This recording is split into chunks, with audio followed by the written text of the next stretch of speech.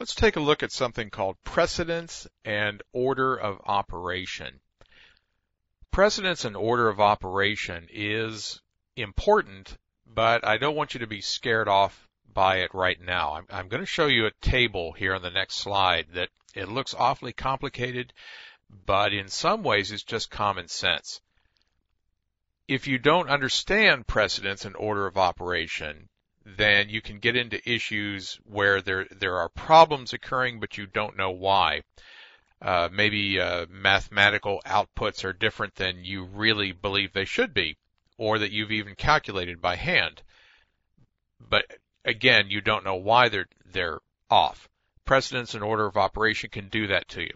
For example, let's take a look at this. Here we have an array called A, and it's going to have a bunch of elements in it. Like, let's imagine that this sentence is an array, which if this was a string in the C language, it would be. So here's the first element, which would be A sub 0, is this letter C.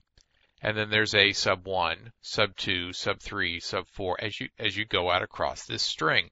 And remember, hello world, that was a string. The H was at sub 0 at the very first element, and then there was another letter, and so on. That's the same thing we have here. So here's this little array called A, and some element here, I, this is a variable, and it could be 0 through whatever this number would be out through here.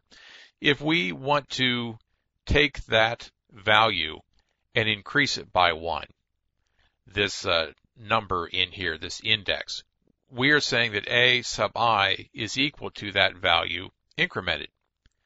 So we're saying that whatever is in a particular location that is referenced by I, 0, 1, 2, 3, whatever I is going to be equal to that value of I incremented.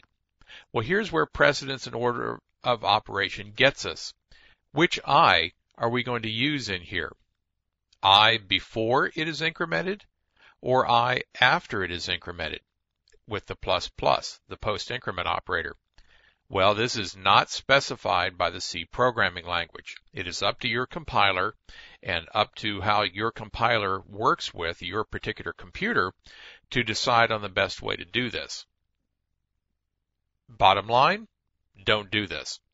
You would want to increment I someplace else, or read the value of I out of this other variable or some other place in your program, then increment it, then use it as an array subscript.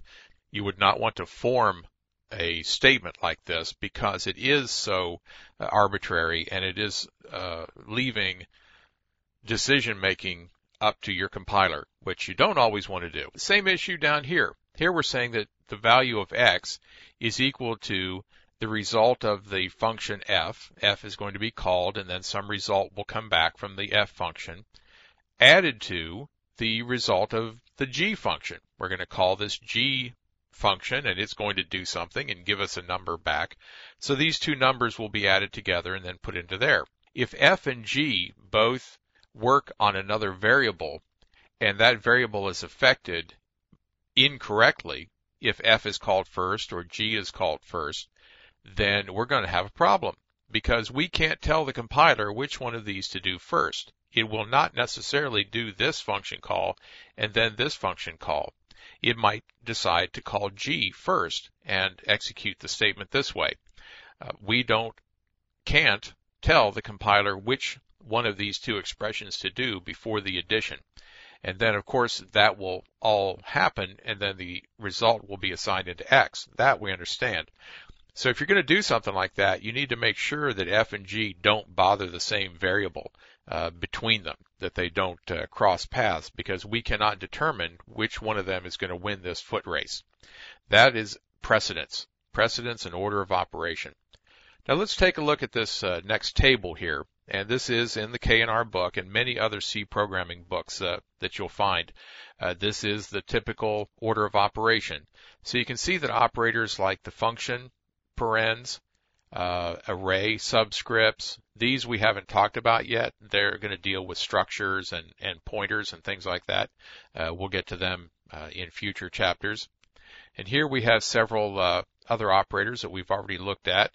This one we haven't looked at yet either. That's a little different animal right there. Then the type and size of operators. We've looked at type when we talked about typecasting, but we haven't seen size of yet. So some of these are unknown to you, and that's okay. I promise we'll get there.